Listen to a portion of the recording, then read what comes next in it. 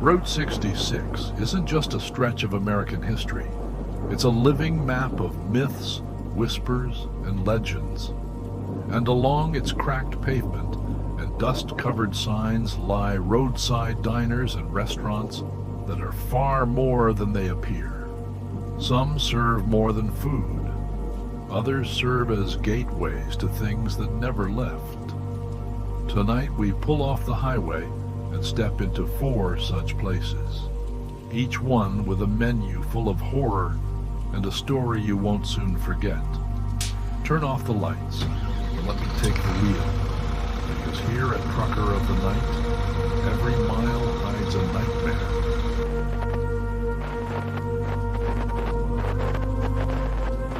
It was sometime after midnight when the desert sky turned black with storm clouds. I was halfway across Arizona, low on fuel and even lower on patience. That's when I saw it. A handmade sign nailed to a crooked post just off the highway. Ghost Town Grill, 2 miles. No town name, no lights in sight. Just those 4 words like a whisper daring me to follow. Normally I would have kept driving, but I was starving and my rig was nearly running on fumes. The road that followed was old, narrow, uneven, and clearly forgotten by time. Sagebrush scraped the sides of my truck as I rolled deeper into nowhere. Then, like a mirage, the town appeared, or what was left of it. Wooden buildings leaned like they were exhausted, their paint long stripped by sun and sand.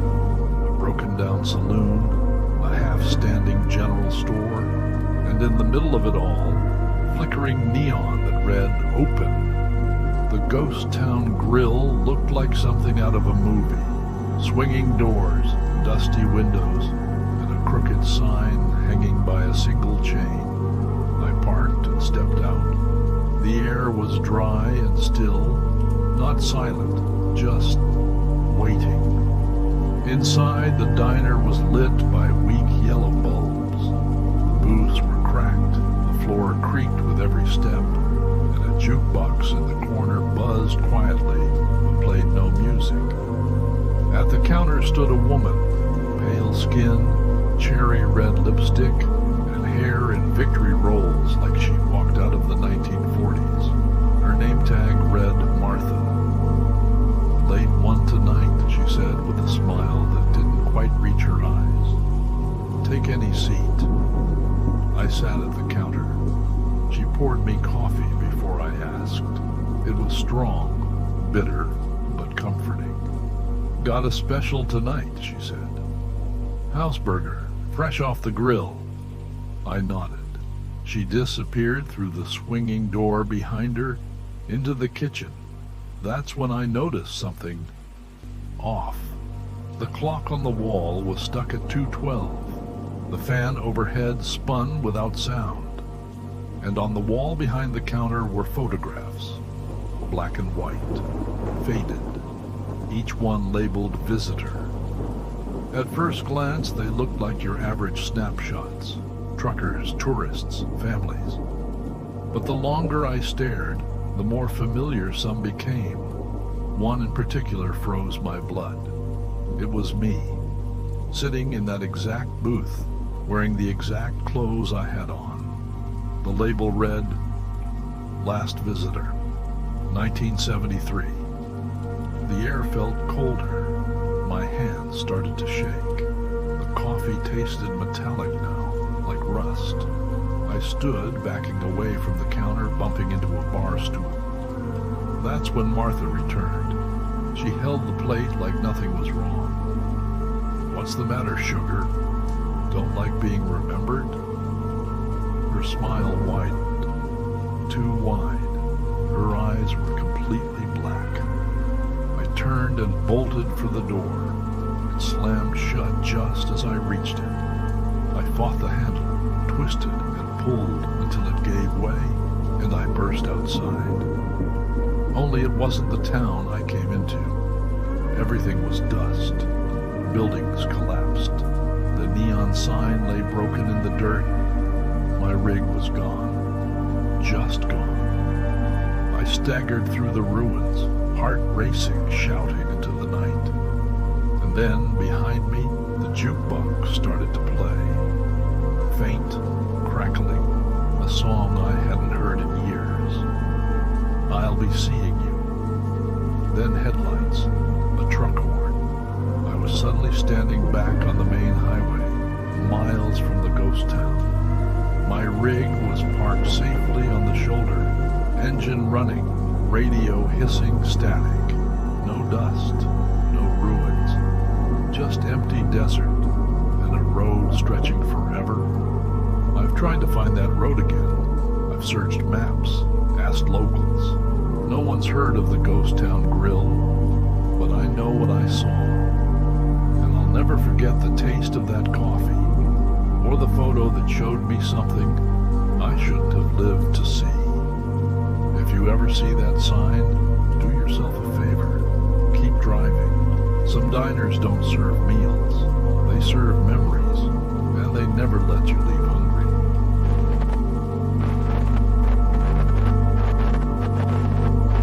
The heat in New Mexico during summer can melt your skin straight through your clothes.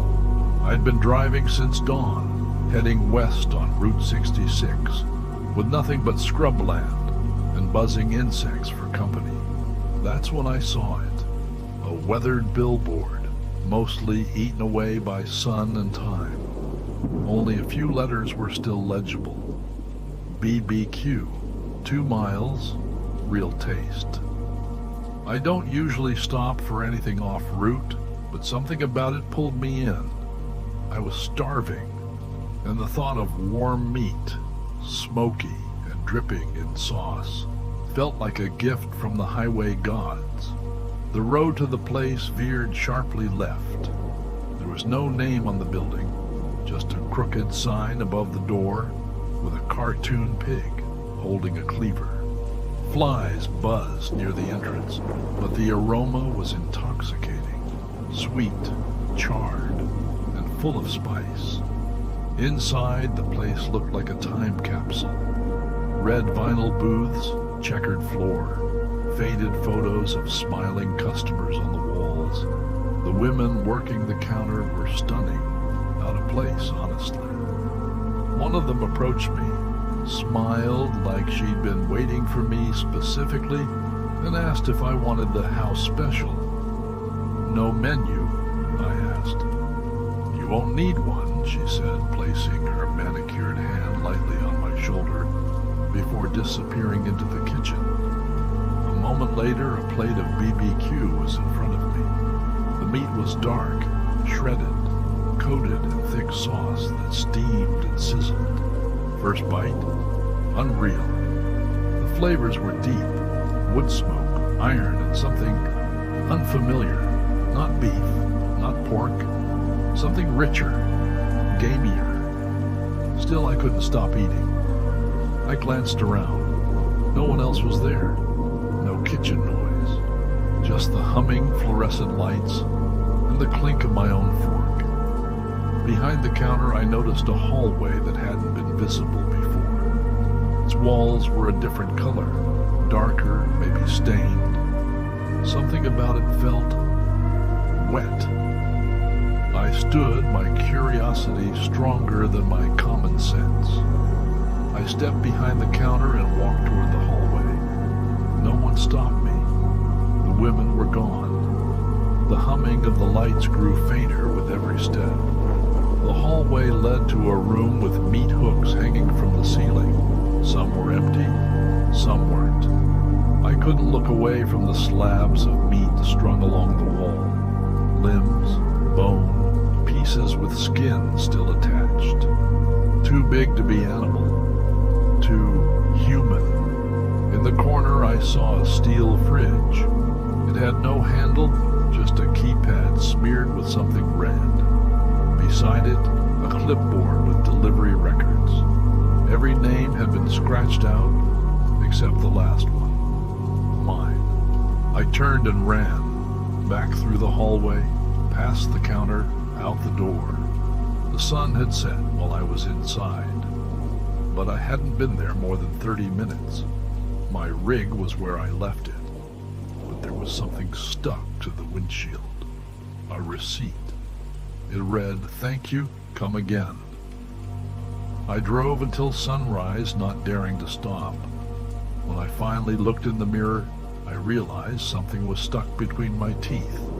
A thin, curved shard of something white. Bone. I returned weeks later. Couldn't resist. Had to know. There was nothing there. No diner, no sign. Just cracked pavement and weeds. I walked the lot for hours, kicking up dust. At the edge of the property, I found something half buried. A small, pig-shaped cleaver keychain. I keep it on my dashboard now. A reminder, a warning. If you're ever driving through New Mexico and you smell something sweet and smoky, keep going. Because some things you eat don't just stay in your stomach, they stay in your soul.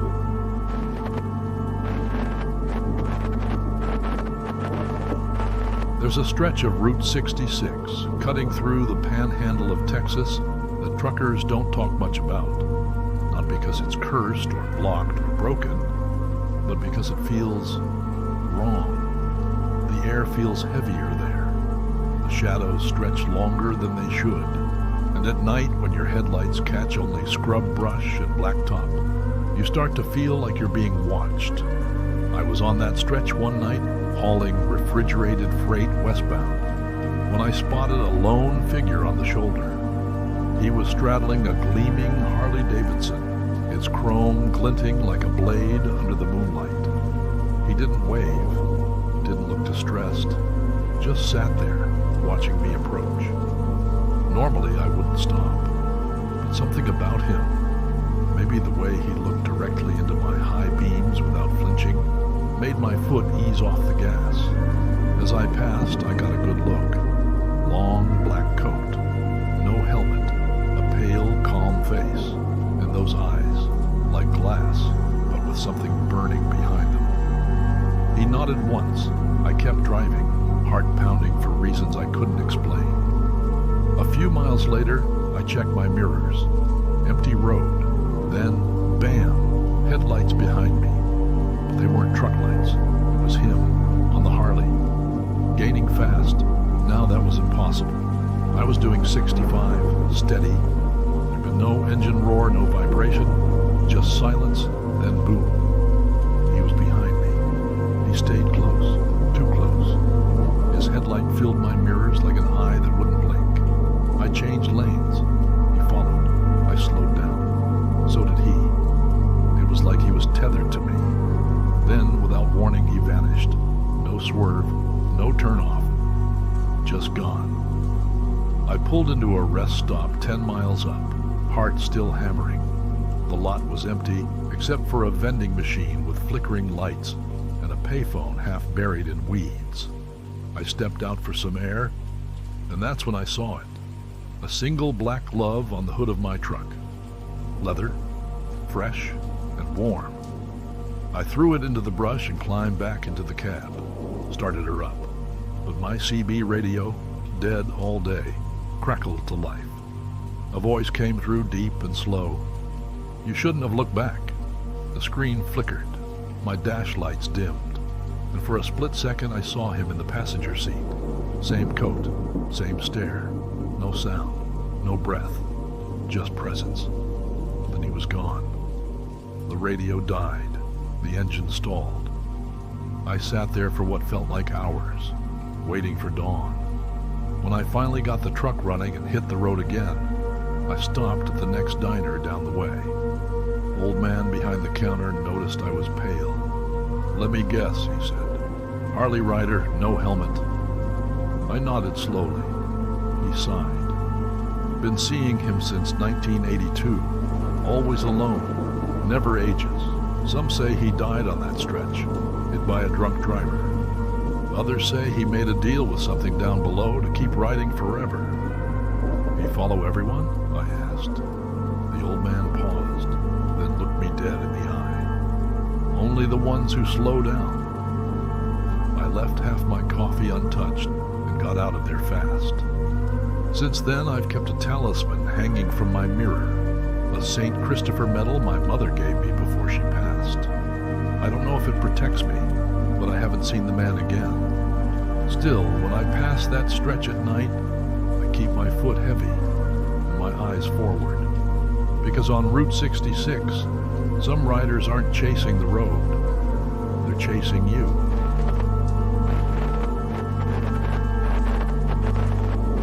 The Missouri leg of Route 66 is filled with old, forgotten places, shuttered motels, collapsed barns, gas stations turned into ruins.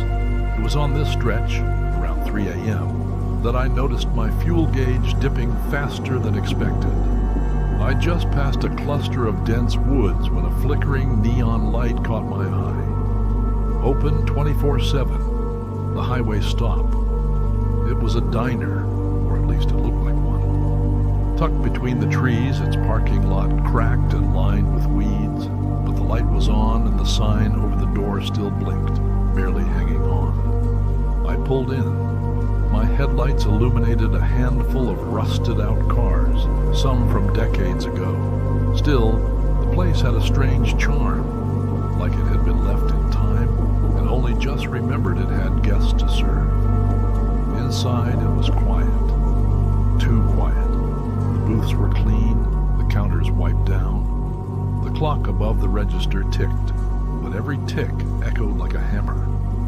A bell chimed as I entered, but no one came to greet me. Then from the back came a man in a white apron, thin, pale, eyes sunken. "Just sit anywhere," he said. His voice was rough, like someone who hadn't spoken in years. I sat at the counter. He slid me a menu. It was handwritten. No prices, no logos.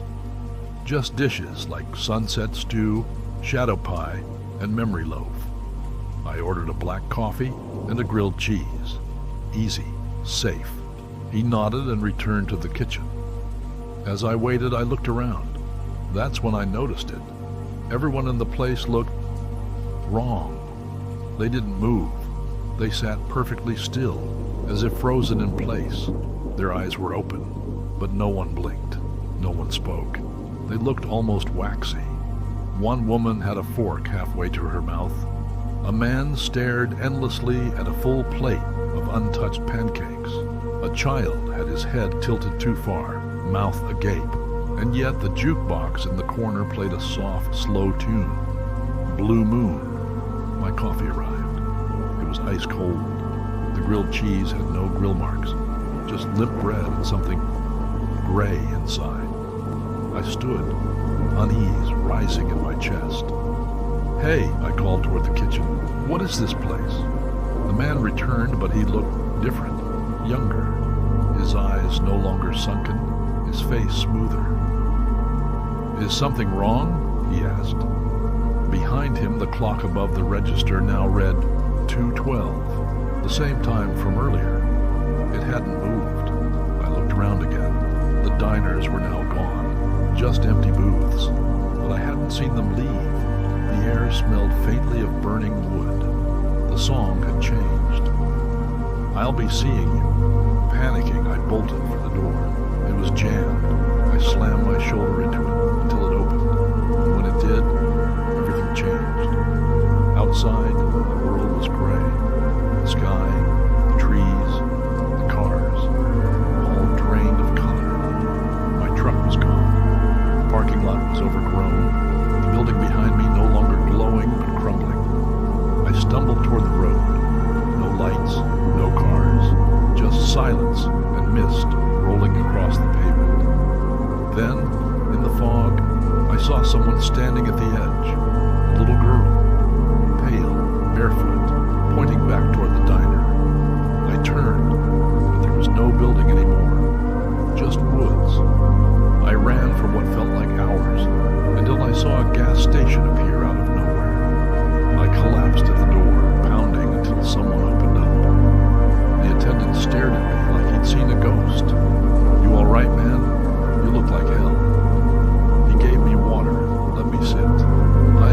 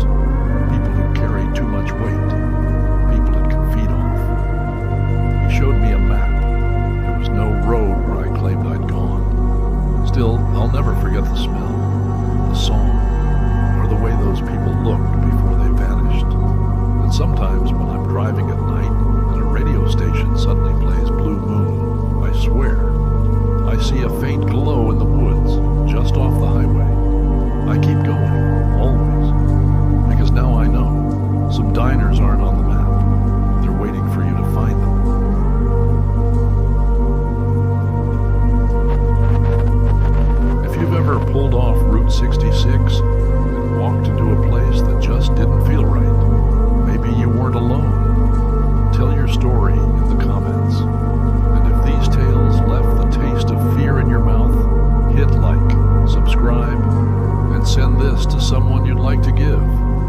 Sweet nightmares. This is your driver, signing off.